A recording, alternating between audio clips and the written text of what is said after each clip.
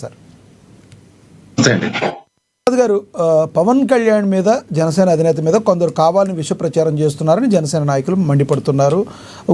అంటే ఆయన మీద ఎప్పుడు డైరెక్ట్గా దాడి చేస్తున్నారు, వ్యక్తిగతంగా కూడా దాడి చేస్తున్నారని అంటున్నారు. ఎలా చూడాలంటారు? ఇందులో పదవి రానప్పుడు డైరెక్ట్ గా దాడి చేశారు, పదవి వచ్చిన తర్వాత డైరెక్ట్ గా దాడి చేశారు. ఈ విషయాలన్నీ మనం గమనిస్తూనే ఉన్నాం సార్. ఇప్పుడు ప్రజెంట్ మీరు ఆయనకి అభినవ కృష్ణదేవరాయల బిరుదు మీద మీరు డిబేట్ అన్నారు. తర్వాత ఆయన మీద ప్రత్యక్ష దాడి పరోక్ష దాడి అన్నప్పుడు దానికి మోహన్ రెడ్డి కూడా చాలా క్లియర్ గానే చెప్పాడు. ఆయన ఇప్పుడు మనకి సముచిత స్థానం అన్నది చాలా ప్రయారిటైజ్డ్ వర్డ్. మనం ఇన్వర్టెడ్ కామర్స్ లో పెట్టి చూస్తాం. ఇప్పుడు ఉదాహరణకి పవన్ కళ్యాణ్ గారు కానీ ఇక్కడ తెలుగు రాష్ట్రాల్లో గౌరవ బట్టి విక్రమార్క గారు కానీ వీళ్ళిద్దరూ కూడా ఉప ముఖ్యమంత్రి కేటగిరీలో ఉన్నారు. ఇవాళ ఇదే గ్లోబల్ సమిట్ లో పవన్ కళ్యాణ్ గారికి ఏ విధంగా స్థాయి కల్పించబడిందో ఇక్కడ బట్టి విక్రమార్క గారు సర్వం తాను ముందు నడిపిస్తుంది. రెండు కంపారిజన్స్ అనేవి ఉంటాయి. అంచేత ఎవరు వల్ల హ్యూమిలియేట్ అవుతున్నారు అన్న విషయం ప్రజలు గమనిస్తున్నారు. దీనికి ఏంటంటే పెద్దానికి ఆవు వ్యాసంలో వైఎస్ఆర్సీపీ మీద అన్న అంశంతో ముడిపెట్టి మాట్లాడేస్తే పని సులువు అవుతుందని చాలా మంది చాలా రకాలుగా దాన్ని అడ్వాంటేజ్ తీసుకుని ముందుకు వెళ్తున్నారు. ఓవరాల్ గా ఇవాళ ఎలివేషన్స్ అన్న విషయంలో నిన్న ఏవియేషన్ మినిస్టర్ గారు అంటే రామ్మోహన్ నాయుడు గారు ఒక బీసీ నాయకుడైనా సరే అక్కడ కూడా వాళ్ళ ఒక సెట్ ఆఫ్ వాళ్ళ అధికార ప్రతినిధులు కానీ వాళ్ళందరూ కూడా టువర్డ్స్ నేషనల్ మీడియాలో మాట్లాడుతున్నప్పుడు లోకేష్ గారికి ఎలివేషన్స్ ఇస్తూ వార్ రూమ్ ఇవన్నీ మాట్లాడుతున్నప్పుడు సెంట్రిక్ గా ఈ ఇష్యూస్ సంబంధించిన అంశాల్లో పవన్ కళ్యాణ్ గారికి సముచిత స్థానం ఏ ప్రాతిపదిక మీద అందుతోంది ప్రభుత్వ పరంగా అన్నదే ప్రశ్న కింద మిగులు. మీరు అన్నట్టు మఠంకి వెళ్ళారు ఆయన, ఆ పీఠాధిపతులు ఆయనకి ఏదో అభినవ కృష్ణదేవరాయలని బిరుదు ఇచ్చారు. అది ఆయన సంబంధించిన పర్సనల్ అంశం. రెండోది అంటే వాళ్ళు కూడా ఇచ్చినప్పుడు ఏదైనా ఆలోచించి ఇస్తే కొన్ని బాగుంటాయి అనిపిస్తుంది. ఎందుకంటే మీరు కూడా కృష్ణదేవరాయల గురించి ఆముక్తమాల్యద కావ్యం రచించిన గొప్ప వీరుడు, ఆ తర్వాత ఒక సాహసోపేతమైన రాజు, తర్వాత మన విజయనగర సామ్రాజ్య విస్తరణలోను అతనికి ఉన్న ధైర్య సాహసాలు కానీ మిగిలిన విషయాల్లో అతన్ని ఎదుర్కోవడానికి సామంతరాజులు కానీ లేదంటే ఆయనతో యుద్ధం చేసేవాళ్ళు కానీ ఎలాంటి భయభ్రాంతులకు గురయ్యేవారు, అతన్ని పేరు పెడితేనే ఎంత భయంకరంగానో జడిసిపోయి వెళ్ళిపోయేవారు అన్నటువన్నీ మనం చదువుకున్న చరిత్ర.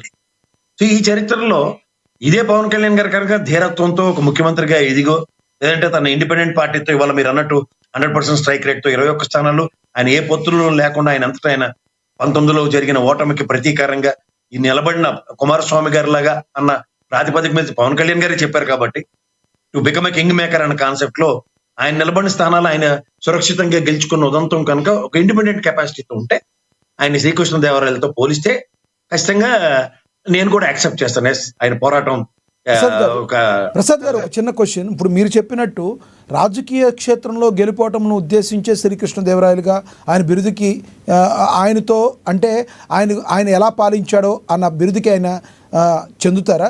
లేదు అంటే ప్రజల్ని తన సొంత నిధులతో అయినా విపత్కర పరిస్థితుల్లో కాపాడే టైంలోనూ మనసుతో స్పందించేటట్టుగానో ఏ విషయాన్ని కూడా నిర్మమాటంగా మాట్లాడే టైంలో అలా మాట్లాడితే కూడా ఆ బిరుదుకి ఆయన సరిపోతారని అనుకోవచ్చా? ఆ రకంగా ఇచ్చుండొచ్చు కదా. కేవలం రాజకీయంగా పత్తులో ఇండివిడువల్గా లేకపోతే ఆయన సరిపోరు అని మీరు ఏ రకంగా చెప్తారు? సార్ ఇదే కనుక మా మిత్రుడు జనసేన మిత్రుడు కనుక అంటే నేను ఖచ్చితంగా యాక్సెప్ట్ చేస్తాను. కానీ మీరు జర్నలిస్ట్ కదా సార్, మీరు కూడా చదువుకున్న వాళ్ళు కదా, మీరు అలా చాలా బాధగా ఉంటది. ఆగండి ఒక నిమిషం. బాధపడాలి. ఇప్పుడు మీరు ఒక యాక్సెప్ట్ ఒక కోణంలో చెప్పారు. మీరు ఆయన ఆగండి సార్ ఒక నిమిషం. వినండి సార్ ఒక నిమిషం. గాబరా పడతారు ఎందుకు? మీరు అన్నట్టు ఆయన సొంత నిధులతో ఆ పని చేశారంటే ఐ రెస్పెక్ట్ ఇట్.